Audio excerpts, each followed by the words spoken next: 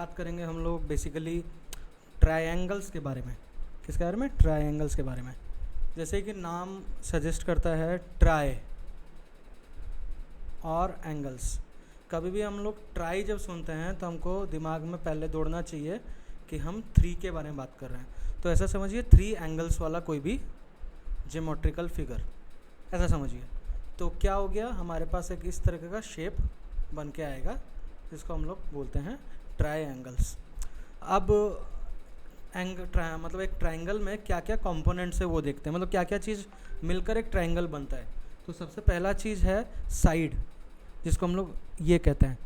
मान लो इसको मैं नेमिंग कर दूं ABC, तो इसमें 3 साइड्स हुए, एक AB हुआ, एक BC हुआ और एक CA हुआ।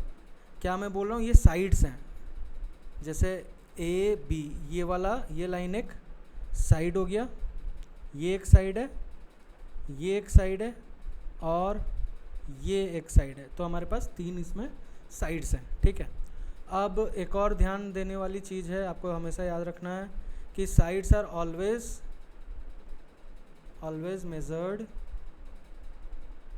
इन, चाहे तो cm हो गया या mm हो गया या यूनिट्स भी, कभी कभी सिर्फ यूनिट्स में 3 यूनिट्स 5 यूनिट्स इस तरीके से होगा, ठीक है। अब इसके बाद नेक्स्ट क्या चीज़ है, इसके बाद नेक्स्ट चीज़ है एंगल्स। एंगल्स कैसे होता है, 2 साइड्स मिलके, जब 2 साइड्स एक वर्टेक्स पे मिलता है, एक कॉमन वर्टेक्स पे, तभी एंगल फॉर्म होता है।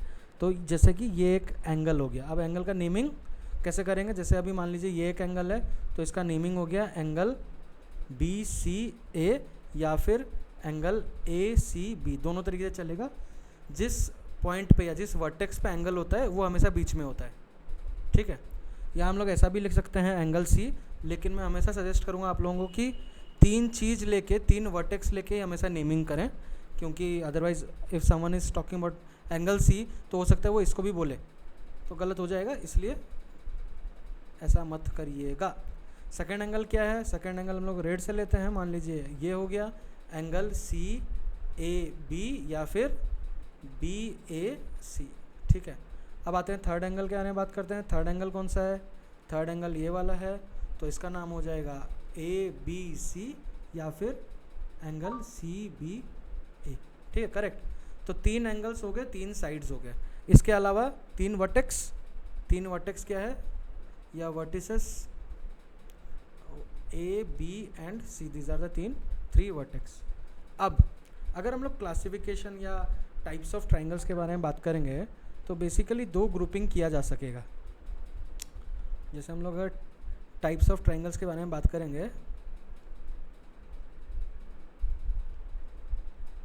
मतलब मान लीजिए अगर हम 2 ह्यूमन बीइंग को कंपेयर कर रहे हैं तो उसको बहुत सारे कैटेगरीज पे कंपेयर कर पाएंगे कि उसका IQ क्या है, या उसका वेट क्या है, या उसका हाइट क्या है, उसके बेसिस पे कंपेयर कर पाएंगे। तो उसमें जो जो फीचर्स होंगे उसी के बेसिस पे हम लोग, या उसके जो जो क्या एट्रीब्यूट्स होंगे उसी के बेसिस पे हम उसको कंपेयर करेंगे। तो यहाँ ट्राइंगल्स के क्या एट्रीब्यूट्स थे, 2 बेसिक एट्रीब्यूट्स थे, साइड्स थे और एंगल्स थे, 2 चीज़ मेन थे। तो हम लोग ट्राइंगल्स को भी 2 बेसिक डिवीज़न में डिवाइड करते हैं। एक हो गया on the basis of sides, एक हो गया on the basis of angles. जब हम लोग साइड्स के हिसाब से करते हैं तब 3 कैटेगरी बनता है। एक होता है इक्विलेटरल इक्विलेटरल, एक होता है आइसोसेलेस और एक होता है स्केलिन।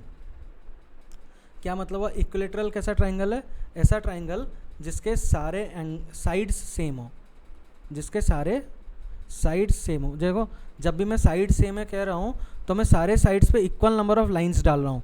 जब भी आप ज्योमेट्री में देखें ना, किसी 2 लाइन पे इक्वल नंबर ऑफ लाइंस डाले हुए गए हैं तो ये समझ लीजिए कि वो दोनों साइड सेम है। तो इक्विलेटरल के केस में क्या है, सारे साइड सेम है।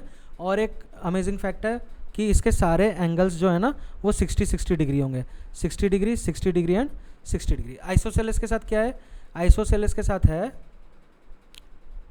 कि कोई 2 साइड सेम होगा, एनी 2 साइड सेम होगा। जैसे इस केस में अगर मैं नाम दूं तो AB is equal to AC है। और इसका एक प्रॉपर्टी बता देता हूं कि जो दो साइड सेम है उनके अपोजिट एंगल्स, जैसे इस साइड का अपोजिट एंगल कौन है, ये है, तो ये वाला एंगल, और इस साइड का अपोजिट वाला एंगल कौन सा है, ये वाला एंगल, ये दोनों एंगल भी सेम होंगे। अब ये इस एंगल में 2 लाइन डाला हूँ, इस एंगल में 2 लाइन डाला हूँ, तो उसमें भी सेम हो गया, ठीक है। Angle A B C is equal to angle A C B. अब आते हैं स्केल इन, बड़ा सिंपल है, इसमें तीनों साइड सेम, इसमें 2 साइड सेम, इसमें कोई भी साइड सेम नहीं होगा, ठीक है। ये हो गया स्केल इन। अब एंगल के बेसिस पे क्या क्या हो सकता है, एंगल के बेसिस पे acute angled triangle, obtuse angled triangle, right angled triangle. 3 basic चीज़ें क्या क्या है। एक्यूट एंगल ट्राइंगल, ऐसा कोई भी ट्राइंगल जिसके सारे एंगल्स 90 डिग्री से कम हो। जैसे कि मान लीजिए ये एक एंगल है, ये 30 डिग्री हो गया, ये 60 डिग्री हो गया, ये 80 डिग्री हो गया, और ये 70 डिग्री हो गया मान लीजिए।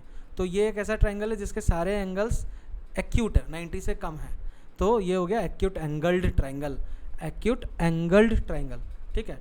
उस तरीके से ऑब्ट्यूज एंगल्ड ट्राइंगल क्या होगा, एक एंगल मोर देन 90 डिग्री हो, एक एंगल मोर देन 90 डिग्री हो, तो ये हो जाएगा अपना ऑब्ट्यूज एंगल्ड ट्राइंगल। क्या है, एक एंगल मोर देन 90 डिग्री। और एक अच्छा चीज़ बताता हूँ कि आप लोगों को ध्यान रखना चाहिए, किसी भी ट्राइंगल में सिर्फ एक ही ऑब्ट्यूज एंगल हो सकता है। ऐसा क्यों, ऑब्ट्यूज एंगल स्टार्ट कहाँ से होता है, 90 से स्टार्ट होके 180 तक, यही ना। तो अगर मैं सबसे छोटा ऑब्ट्यूज एंगल के बारे में बात करूँ तो 91 डिग्री का एक एंगल होगा। मान लीजिए किसी भी ट्राइंगल में 2 ऑब्ट्यूज एंगल हो जाए तो मिनिमम कितने होंगे, 91, 91, 182। लेकिन हमको पता है ट्राइंगल के सारे एंगल्स को अगर मिलाएं तो 180 डिग्री से ज़्यादा हो नहीं सकता, तो इसलिए क्या ये वाला हमारा गलत हो जाएगा, ट्राइंगल बनेगा ही नहीं। फिर और एक एंगल भी तो है, तो इसलिए ऑब्ट्यूज एंगल ट्राइंगल में एक ही एंगल, या किसी भी ट्राइंगल में आप मान लीजिए एक ही एंगल ऑब्ट्यूज हो सकता है मैक्सिमम, ठीक है। राइट एंगल ट्राइंगल, नाम जैसा काम वैसा, 1 एंगल इज़ 90 डिग्री। इसका भी सेम केस है, 2 एंगल कभी भी 90 डिग्री नहीं हो सकते। अगर 2 एंगल 90 डिग्री हो गए तो 180 तो खत्म हो गया, और एक एंगल के लिए कुछ बचेगा ही नहीं, तो इसलिए ये हो गया राइट एंगल्ड ट्राइंगल। बेसिकली इतना ही है। अगर हम लोग साइड्स के बेसिस पे डिफाइन करें तो equilateral, isosceles and scalene, और एंगल्स के हिसाब से अगर करें तो acute, obtuse and right angled. Hopefully आपको इसमें समझ में आया होगा चीज़। Keep following the series, fundamental sections में और थोड़ी और वीडियोज़ में लेके आऊँगा।